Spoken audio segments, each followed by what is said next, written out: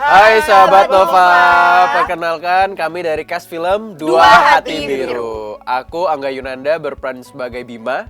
Aku Aisyah Nuradata berperan sebagai Dara. Aku Keanu sebagai Iki. Dan sekarang kita bakal ngobrol-ngobrol dan main sama sahabat Nova.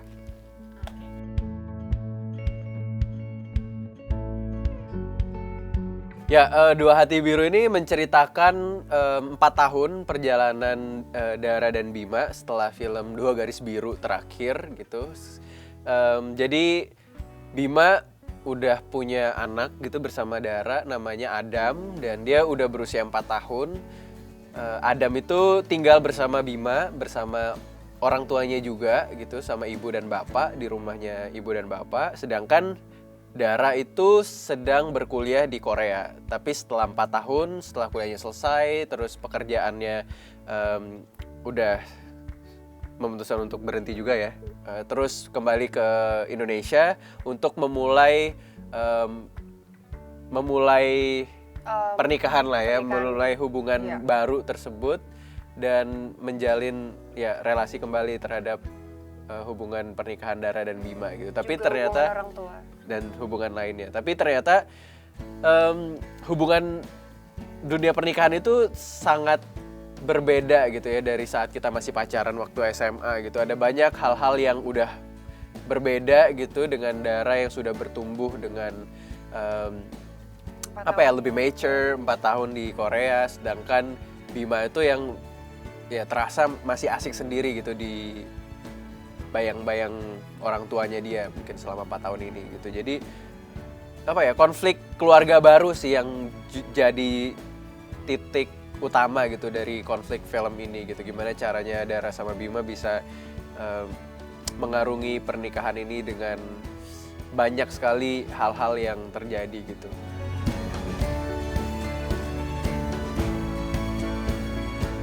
Kalau karakternya Bima sendiri masih sama sih seperti karakter Bima di Dua Garis Biru, terlihatnya gitu dari luar gitu, karena dia masih mungkin masih ngerasa seperti ya anak muda aja waktu SMA gitu. Tapi perbedaannya adalah dia sekarang udah punya Adam, terus dia selalu berusaha jadi ayah yang terbaik buat Adam gitu, karena Adam kan tidak memiliki sosok ibu gitu selama 4 tahun belakangan. Jadi dia berusaha untuk bisa jadi sosok ayah sekaligus sosok ibu, terus jadi kayak berusaha yang terbaik untuk masa depannya Adam juga gitu. Tapi entah kenapa orang-orang di sekitarnya masih ngerasa apa yang dilakuin sama Bima itu masih belum cukup gitu sebagai ayah gitu. Jadi dia berusaha untuk bertumbuh gitu seiring perjalanan film ini.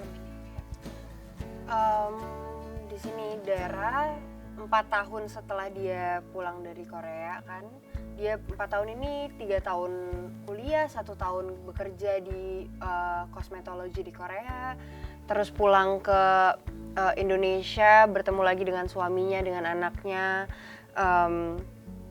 dan melihat perbedaan yang sangat besar gitu antara pola pikir dan pola asuh dari Bima dan keluarga, juga dari aku yang sudah bertumbuh dan berevolusi sendiri 4 tahun di Korea itu.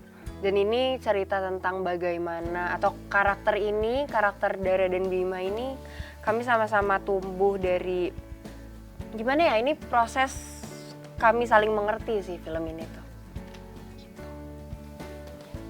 Kalau Iki sih karakternya dia netral di cerita tentang laki-laki dan perempuan di keluarga ini. Dia temannya Bima udah lama, cuman baru recall lagi karena satu dan lain hal yang terjadi di dalam cerita ini gitu.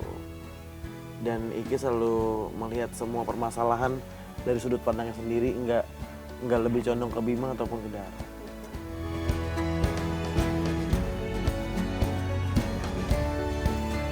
Ya, kalau setelah perjalanannya 4 tahun dan belum ketemu Dara saat dia balik ke Indonesia, sebenarnya garis besar karakternya itu masih sama seperti dia di Dua Garis Biru gitu. Masih terlihat seperti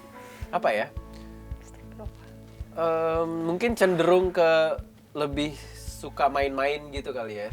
Ditambah dengan pekerjaan dia saat ini juga bagi orang kebanyakan mungkin yang nggak terlalu signifikan gitu.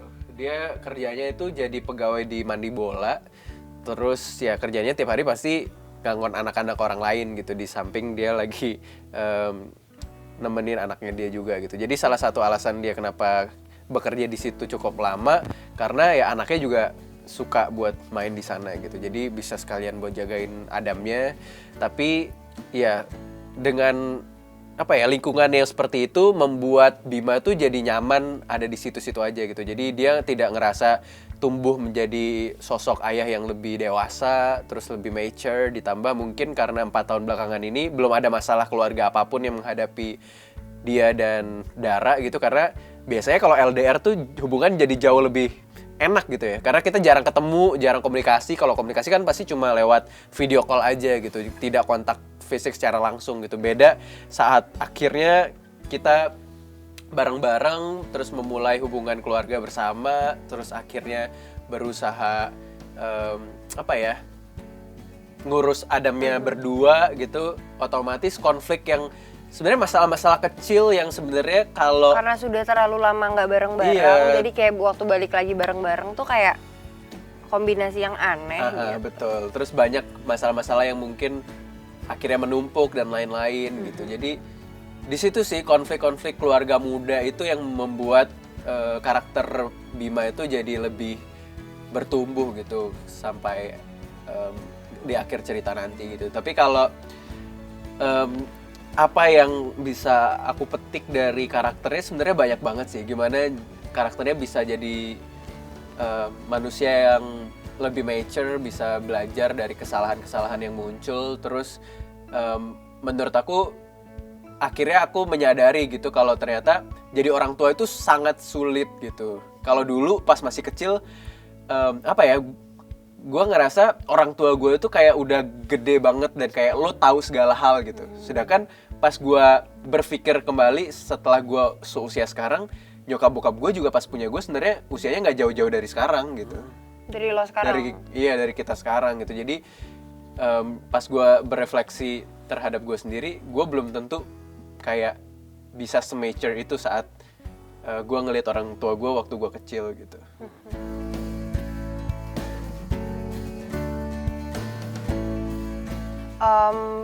Pressure pasti ada, Kak. Maksudnya karakter ini sudah pernah dibawakan sebelumnya dan dibawakan lagi. Aku takut, sebenarnya ketakutan terbesar aku adalah gimana sih bisa nggak ya aku untuk tetap stay in line to the character in a way. Tapi ternyata Mbak Dina selalu nge-push aku dan membantu aku untuk tetap stay in line to the character. Dan kenapa aku akhirnya menerima, karena coba kalau Mbak ditawarin mau nggak? Nggak sih, mungkin karena aku salah satu orang yang suka banget sama film pertamanya. Jadi kayak waktu di sini ditawarin masuk ke dalam film ini tuh kayak surreal aja buat aku, kayak oke, Mbak, yes, sip gitu.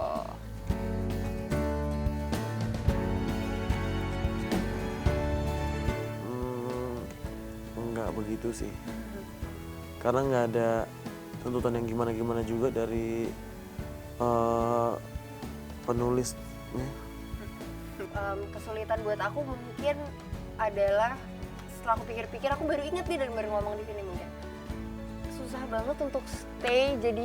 Jadi karakternya Dara ini sangat sweet, sangat cewek yang manis, yang ibu gitu, seorang ibu. Gimana sih cewek-cewek yang udah lama di Korea, independent woman, tapi at the same time very like cool, feminine stuff.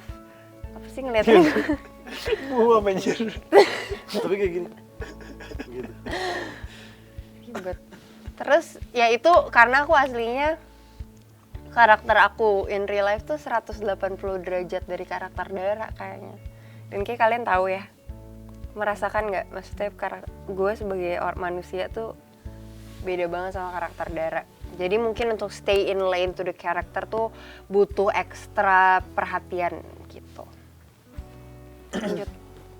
Kalau aku pribadi nggak terlalu kesulitan sih, karena pas aku baca pertama kali skenario yang ditulis sama Kak Gina tuh bener-bener udah detail banget, dan aku ngerasa apa yang ditulis adalah apa apa ya, kayak situasi yang emang akan dilakukan oleh si karakter itu gitu. Jadi sama Bima gitu. Jadi mulai dari cara dia ngomong, terus kayak tata bahasa yang dikeluarkan oleh karakternya dan segala macam seluk-beluknya itu menurut aku udah menggambarkan Bima banget gitu. Jadi pas aku baca aja aku udah kayak nge-recall sendiri apa yang udah aku dapatkan dari film pertamanya. Terus tinggal abis itu ngobrol-ngobrol dari apa ya, Kak Gina sama Kak Dina gitu sebagai sutradaranya gitu. Tapi sebelum itu justru ketakutan dan rasa deg-degan muncul itu saat tahu kalau emang film ini menceritakan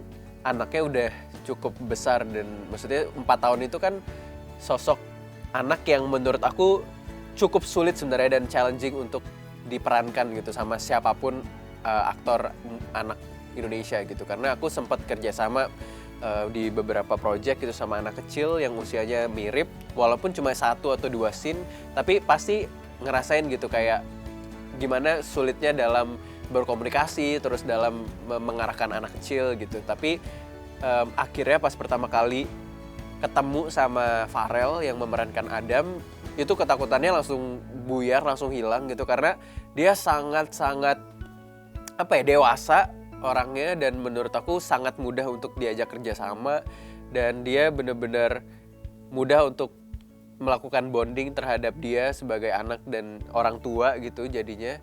Jadi nggak ada kesulitan yang berarti sih saat proses reading bahkan sampai syuting selesai gitu. Kesulitan jadi suami gue ada nggak? Nggak ada. Atau berperan dengan gue dan Keanu? Nggak ada. Oh, nggak ada. Aman. Hati emas banget sih lo. Baik banget deh. Padahal gue nyusahin banget maksudnya. Kan gue bilang semua prosesnya sulit dan fun at the same time. Nggak. Kalau sama kalian berdua soalnya jadi fun terus buat gue. Penjilat. Akhirnya Bercanda lu banget, lu Pangga Yunanda.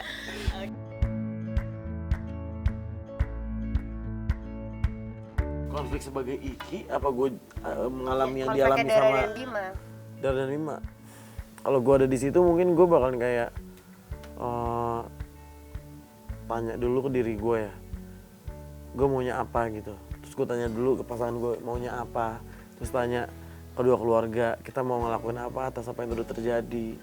Terus kita mungkin mapping bareng-bareng ini harus gimana. Tapi terutama ceweknya dulu sih. Ya benar. Karena kan itu badan ceweknya kan. Aku sih kalau sudah amit-amit ya Allah jangan. Si bakalan tuh gue ngebuntingin lu. Keanu jadi papa. Jangan sampai hilaf ya dulu. Kamu juga ya. Takut. Kalau aku sih kalau udah kejadian kayak gitu ya bismillah lah, gimana? Masa ya lanjutin aja lah udah. Gimana? Lu? Iya. Iya. Sama sih. Cuma kalau bisa untuk dihindari, janganlah melakukan benar. hal-hal yang di luar kewajaran selama masa berpacaran gitu ya. Karena Wajarnya semana enggak pacaran? chit-chat aja, bertukar pikiran, Ngobrol. ngobrol bos. Maksudnya kayak jangan sampai Niup-niup gitu enggak? jangan niup apapun. Iya. Jangan niup apapun. Iya pokoknya. Soalnya kalau aku pribadi, maksudnya di usia yang sama ya, kalau Dara dan Bima kan 17 tahun ya, itu menurut aku masih sangat muda. Aku aja sekarang yang 24 tahun ini ngerasa, wah dunia pernikahan itu adalah hal yang harus benar-benar kita persiapkan matang gitu. Jadi pas kalau dapetnya umur 17, gue nggak tahu sih gue maksudnya akan sesiap Dara dan Bima atau enggak gitu. Tapi ya namanya takdir ya harus dijalani dengan sebaik-baiknya. Tapi bener sih, tergantung juga ya. Maksudnya kayak pribadi masing-masing seperti apa gitu ya. Iya. Kalau gue bakal nanya sih, pertama ke diri gue, kedua ke ceweknya, apa yang terpenting bagi kita? Ngeri. Apa yang terpenting bagi keluarga kita? Jangan deh, pokoknya jangan. Nggak usah macam-macam. Nggak usah Udah. macem-macem. Mending Ingat kata Angga Yunanda, jangan tiup apapun. komunikatif aja, being communicative. being communicative and kayak satu-satunya kalau udah kayak gini ya Mbak, konfliknya ini menurut saya komunikatif sama sabar, sama berusaha untuk mendengarkan apa sih, misalnya nih Bima nih nyebelin banget nih di mata Dara, tapi apa sih sebenarnya orang ini tuh niatnya apa sih, esensi yang dia anggap benar tuh apa sih, coba mengerti dan coba untuk ngobrolin apa yang lo mau, itu sih buat aku ya. Karena kita kan seringnya biasanya misalnya apalagi sama partner ya, kita ada di tempat yang sama tapi bukan pemikiran yang sama gitu. Jadi kayaknya itu sih yang harus disatuin dulu gitu. Jadi pola pikirnya harus disatuin dulu mau tidak mau gitu, walaupun mungkin ya pasangan masing-masing punya pola pikir yang mungkin jauh lebih yang kayak punya perbedaan yang signifikan gitu dari pola pikirnya, tapi kita harus bisa nemuin jalan tengahnya ada di mana gitu, tentang apa yang akan kita laluin dan konflik-konflik apa yang mungkin akan terjadi di pernikahan kita gitu. Mungkin salah satunya kalau konflik yang hadir di sini kan ya misalnya kayak Bima dan Dara awalnya kan tinggalnya sama mertua, sedangkan kayak tinggal sama mertua itu sebenarnya hal yang ada baiknya, tapi ada juga sisi mungkin hal yang tidak diinginkan terjadi gitu. Misalnya kayak konflik akhirnya muncul antara istri dengan mertua, mungkin bagaimana perbedaan pola asuh yang mereka lakukan bisa jadi bumerang juga di pernikahan. Terus perbedaan mungkin yang paling simpel adalah status sosial juga jadi salah satu perbedaan yang mungkin signifikan ya bagi keluarga Indonesia gitu, dari pendidikan yang beda, terus mungkin gaji yang berbeda, terus itu yang mengakibatkan mungkin terkadang kalau situasi atau status istri jadi jauh lebih tinggi membuat suami jadi mungkin merasa rendah diri atau kayak merasa agak jadi merasa kurang gitu dalam hal pernikahan gitu. Jadi menurut aku harus bisa berkomunikasi dengan baik sih, mau apapun situasi dan kondisi yang terjadi di dunia pernikahan gitu. Karena kalau kita udah memilih dia menjadi istri kita atau jadi pasangan kita, ya berarti dia adalah sosok yang harus kita dengar juga gitu selama hidup kita gitu. Jadi jangan selfish, jangan kayak maunya sendiri atau jadi nggak komunikatif sama pasangan. You're stuck for life, kayak at least make it good, at least be communicative, at least listen.